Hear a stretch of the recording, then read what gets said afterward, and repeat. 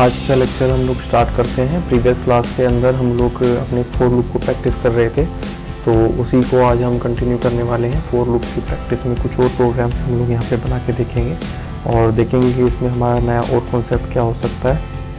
तो चलिए शुरू करते हैं।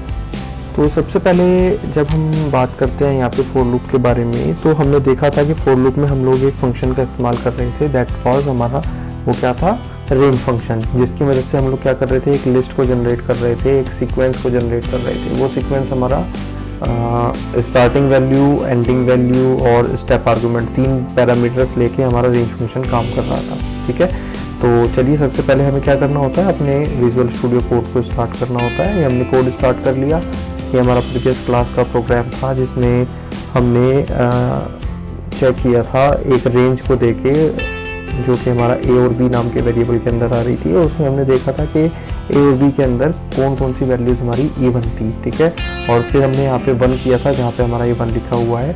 1 करते ही हमारा सारा ऑड वैल्यूज़ हमारी प्रिंट हो चुकी थी। ठीक है, ये प्रोग्राम हमने बना के देखा था। तो अभी हम क्या करते हैं, अभी हम एक नया प्रोग्राम यहाँ पे बना के देखेंगे। उस प्रोग्राम में हम लोग क्या करने वाले हैं, इस प्रोग्राम के अंदर हम लोग सम करेंगे अपनी एक लिस्ट के अंदर जितनी भी वैल्यूज होंगी उन सब का। ठीक है, जैसे सपोज मान लीजिए हमने एक लिस्ट बना लेते हैं। यहाँ पे L = यहाँ पे हमने 1, 2, 3, 4, 5, सपोज मेरी एक लिस्ट है जिसमें मेरी 5 वैल्यूज़ लिखी हुई है। ये 5 वैल्यूज़ कुछ भी हो सकती हैं, ये आपकी चॉइस के ऊपर डिपेंड करता है। मैंने फॉर एग्जांपल 1, 2, 3, 4, 5 यहाँ पे मेंशन कर दिया। अब मुझे क्या चाहिए, मुझे इन सारी वैल्यूज़ का एडिशन प्रिंट कराना है। तो इन सब का एडिशन प्रिंट कराने के लिए मैं यहाँ पे फोर लूप का इस्तेमाल करने वाला हूँ। मैंने यहाँ पे लिखा for i in l। मैं यहाँ पे क्या लिखूँगा, l लिखूँगा, क्योंकि हम यहाँ पे इस बार रेंज फंक्शन से लिस्ट को जनरेट नहीं करा रहे हैं। यहाँ पे बाय डिफ़ॉल्ट हमें लिस्ट दी हुई है। ठीक है, अब हम क्या करेंगे, हम यहाँ पे एक सम नाम का एक वेरिएबल बना लेते हैं। सम = सम प्लस i हम यहाँ पे कर देंगे। ठीक है, चाहे तो अगर हम क्या कर सकते हैं, इस चीज़ को और वेरीफाई करने के लिए हम यहाँ पे सम नाम का एक वेरिएबल बना लेते हैं, जिसमें बाय डिफ़ॉल्ट एक वैल्यू हम रख देते हैं पहले स्टार्टिंग में 0। ठीक है, ताकि हमारी मेमोरी से कोई भी गार्बेज वैल्यू सम नाम के वेरिएबल के अंदर ना आ जाए। तो हमने फोर लूप के अंदर क्या किया, आई नाम से एक वेरिएबल को इनिशियलाइज किया। मैंने आपको पहले ही बताया था, for i in range में जो हम i लिखते हैं, it is just like a variable. आप इसकी जगह वेरिएबल का कुछ और नाम भी रख सकते हैं। चलिए इस बार हम नाम को चेंज करके ही रख लेते हैं। सपोज मान लीजिए मैंने यहाँ पे x नाम रख दिया, और हम यहाँ पे i की जगह भी क्या रखेंगे, इस बार हम x नाम यहाँ पे रखेंगे। ठीक है, वो हमने यहाँ पे रख दिया। तो ये फोर लूप जब हमारा रन होगा तो क्या करेगा, हमारा x जो है वो लिस्ट के हर एक एलिमेंट को होल्ड करके लेके आएगा और फोर लूप के पास लाके हमारी कंडीशन को ट्रू करेगा, यानी कि हमारा कंट्रोल को फोर लूप की बॉडी के अंदर लेके आएगा। और यहाँ पे हमारा सम नाम का एक वेरिएबल है जिसमें बाय डिफ़ॉल्ट स्टार्टिंग वैल्यू हमने 0 रख दी थी सम करके। इसमें क्या करेगा, उसमें x की वैल्यू को ऐड करना शुरू कर देगा। ठीक है, इतना काम हमने कर लिया है। अब हम क्या करेंगे, अब हम प्रिंट कराते हैं किसको, अपने सम को हम यहाँ पे प्रिंट करा देते हैं। तो देखते हैं इस प्रोग्राम को रन करके कि हमारा आउटपुट यहाँ पे क्या आता है। ठीक है, तो देखिए जैसे ही हम अपने प्रोग्राम को रन करते हैं तो यहाँ पे इसने मुझे सम क्या दे दिया, यहाँ पे 15 हमारा यहाँ पे सम आ चुका है। ठीक है, तो अगर हम 1, 2, 3, 4, 5 को ऐड करेंगे तो हमारा आउटपुट क्या आएगा, 15 आएगा। अगर हम इसको क्रॉस वेरीफाई और अच्छे तरीके से करना चाहें, या इसमें हम वैल्यूज़ को चेंज करना चाहें, तो वो भी कर लेते हैं। हमने यहाँ पे सपोज रैंडम कोई वैल्यू हम यहाँ पे डाल देते हैं। ठीक है, हमने यहाँ पे वैल्यूज़ को डाल दिया है। ये ब्लैंक स्पेस एक्स्ट्रा आ गया, इसको हम हटा देते हैं। अब हम इस प्रोग्राम को रन करके देखते हैं। तो इस प्रोग्राम को रन करने के बाद हमारा जो आउटपुट आ रहा है वो 600 आ रहा है। ठीक है, यानी कि इन वैल्यूज़ को अगर हम ऐड करके देखेंगे तो हमारा आउटपुट क्या आना चाहिए, 600 आना चाहिए। ये बाय डिफ़ॉल्ट हमें ऐड करके दिखा दिया है इसने हमें, क्योंकि हमने यहाँ पे फॉर्मूला लगाया हुआ है सम करने के लिए, फॉर लूप का इस्तेमाल किया है। अगर आप इसको मैनुअल चेक करना चाहें, क्रॉस वेरीफाई करना चाहें, तो आप इसको क्रॉस वेरीफाई कर सकते हैं। इसका आंसर 600 ही आएगा। ठीक है, तो इस तरह से हम क्या कर सकते हैं, इस तरह से हम अपने किसी भी लिस्ट के अंदर जो भी न्यूमेरिकल वैल्यूज़ है, उन न्यूमेरिकल वैल्यूज़ को हम फोर लूप की मदद से सम कर सकते हैं। ठीक है, इस तरह से हम ये चीज़ देखेंगे। इसके अलावा प्रीवियस क्लास के अंदर मैंने आपको एक प्रोग्राम दिया था, एक होमवर्क करने के लिए मैंने आपको दिया था, जिसमें हमने 2 के टेबल को प्रिंट कराना था। तो 2 के टेबल को प्रिंट करने के लिए मैंने आपको एक प्रोग्राम दिया था, चलिए उसको भी एक बार हम करके देख लेते हैं।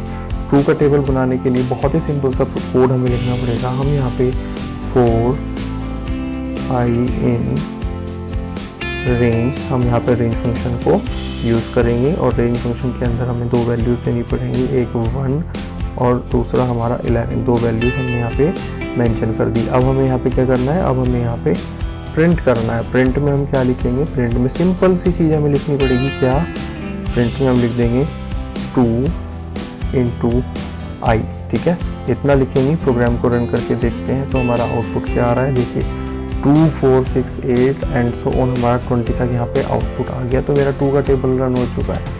तो सिंपल सा हमने 2 लाइन का कोड लिखा और 2 लाइन के कोड से हमने 2 के टेबल को यहाँ पे प्रिंट करके आपको दिखा दिया, ठीक है। अब जैसे हमने यहाँ पे 2 का टेबल प्रिंट किया है, इस तरह से आप किसी भी वैल्यू का टेबल प्रिंट कर सकते हैं। सिंपली आपको इसी प्रोग्राम में चेंज करना पड़ेगा। मैं आपको यहीं पे चेंज करके दिखा देता हूँ।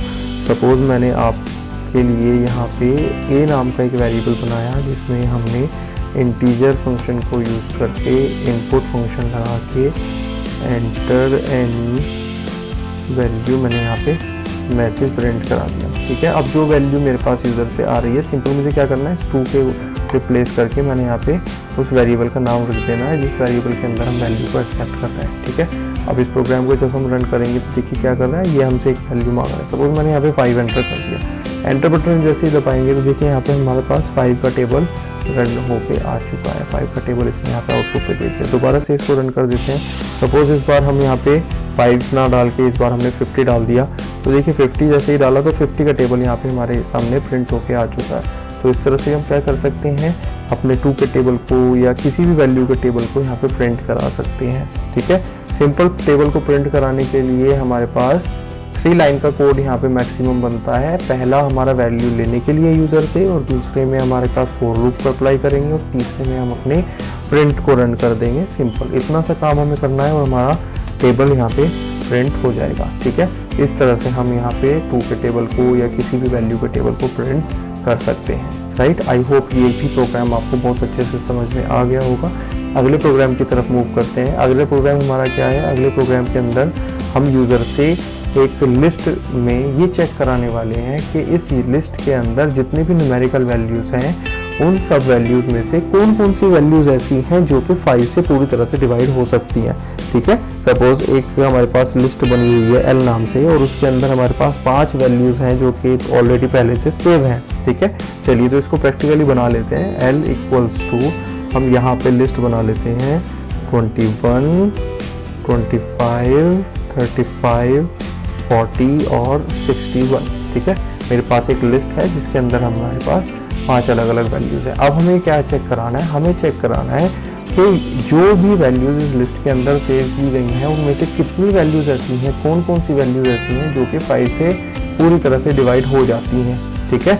तो इस वीडियो को पॉज करके आप इस प्रॉब्लम के सॉल्यूशन को पहले अपनी साइड से करके देखिए। जैसे ही आपका सॉल्यूशन हो जाता है तो बहुत अच्छी बात है, आप मुझे नीचे कमेंट बॉक्स में लिख के बता सकते हैं कि आपका सॉल्यूशन हो चुका है, और आप उसको फिर वीडियो को प्ले करके आप अपने आंसर को क्रॉस वेरीफाई भी कर सकते हैं कि जो आंसर आपने बनाया है और जो सॉल्यूशन मैं आपको यहाँ पे करके दिखा रहा हूँ वो मैच हो रहा है या नहीं हो रहा है। हो सकता है कि वो मैच ना हो, और मोस्ट प्रोबेबली वो मैच हो भी जाएगा, बिकॉज एक प्रॉब्लम के सॉल्यूशन को करने के लिए अलग अलग तरीके हो सकते हैं। ये टोटली डिपेंड करता है, वेरी करता है स्टूडेंट बाय स्टूडेंट।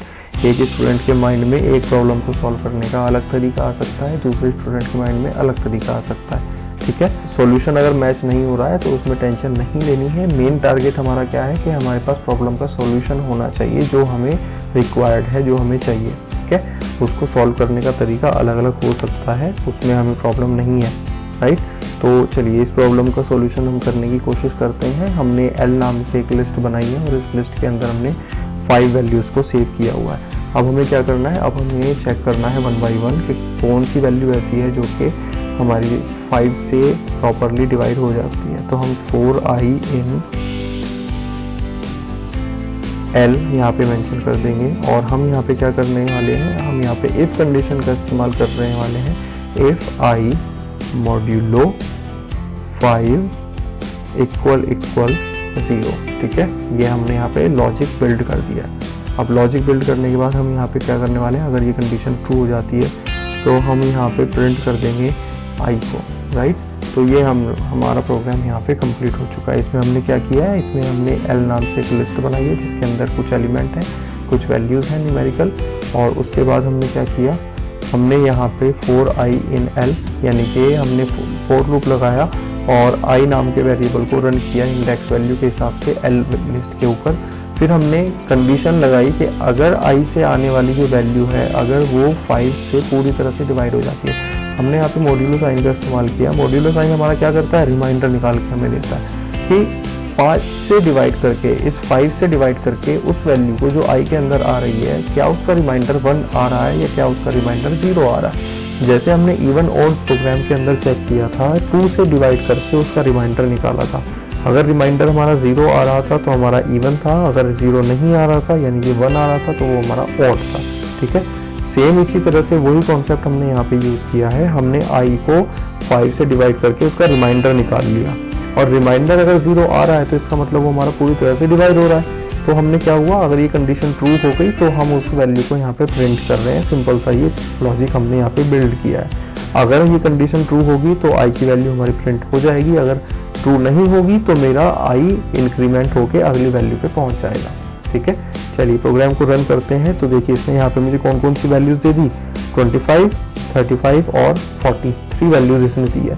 देखो 21 हमारा 5 से पूरी तरह से डिवाइड नहीं होता है, 21 हमारा पूरी तरह से डिवाइड नहीं होता है तो इसने इसको स्किप कर दिया।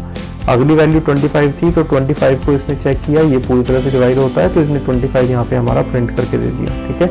उसके बाद वो 35 को चेक करता है, 35 भी पूरी तरह से डिवाइड हो रहा है 5 से, तो इसको भी हमने प्रिंट करा दिया। और 40 भी पूरी तरह से डिवाइड होता है तो 40 भी प्रिंट हो चुका है। बट 61 हमारा 5 से पूरी तरह से डिवाइड नहीं होता है तो इसने इसको भी क्या कर दिया, इसको इसने स्किप कर दिया, ठीक है।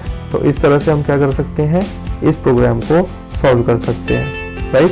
तो आज की क्लास में हम लोग इतना ही रखते हैं। इसके अलावा भी फॉर लूप के ऊपर बहुत सारे प्रोग्राम्स हो सकते हैं जिनकी प्रैक्टिस आप लोग कर सकते हैं। तो मैं आपको होमवर्क के लिए जैसे कि बता देता हूँ, आपको क्या करना है, आपको यूज़र से एक कोई भी रैंडम नंबर एंटर कराना है।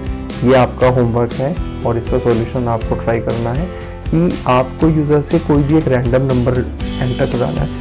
जो भी रैंडम नंबर यूज़र की तरफ से एंटर किया जाएगा, उस रैंडम नंबर के अंदर कितनी नंबर ऑफ डिजिट्स एंटर हुई हैं, तो वो नंबर ऑफ डिजिट्स आपको प्रिंट करानी है, ठीक है। फॉर एग्जांपल अगर यूज़र ने 1 2 3 4 एंटर किया है तो 1 2 3 4 एक न्यूमेरिकल वैल्यू है, तो इसके अंदर कितने नंबर ऑफ डिजिट्स एंटर हुई हैं, 4, 1 2 3 4, तो हमारी 4 डिजिट्स यहाँ पे एंटर हुई हैं। तो इसका जो आउटपुट है वो हमारा 4 आना चाहिए, राइट। तो ये आपका होमवर्क है, इसको आप प्रैक्टिकली इम्प्लीमेंट करके देखिए। कोई डाउट या कन्फ्यूज़न आता है इस वीडियो से रिलेटेड तो आप इस वीडियो को दोबारा से प्ले करके देख सकते हैं, तो वो डाउट आपका क्लियर हो जाएगा। अगर फिर भी कोई डाउट या कन्फ्यूज़न रह जाता है तो आप कमेंट बॉक्स में मुझे वो इशू, वो जो भी प्रॉब्लम आपको आ रही है वो आप मेरे को शेयर कर दीजिए। मैं एज सून एज पॉसिबल उसका सॉल्यूशन आपको प्रोवाइड करा दूँगा, ठीक है। चलिए, thank you so much, have a nice day.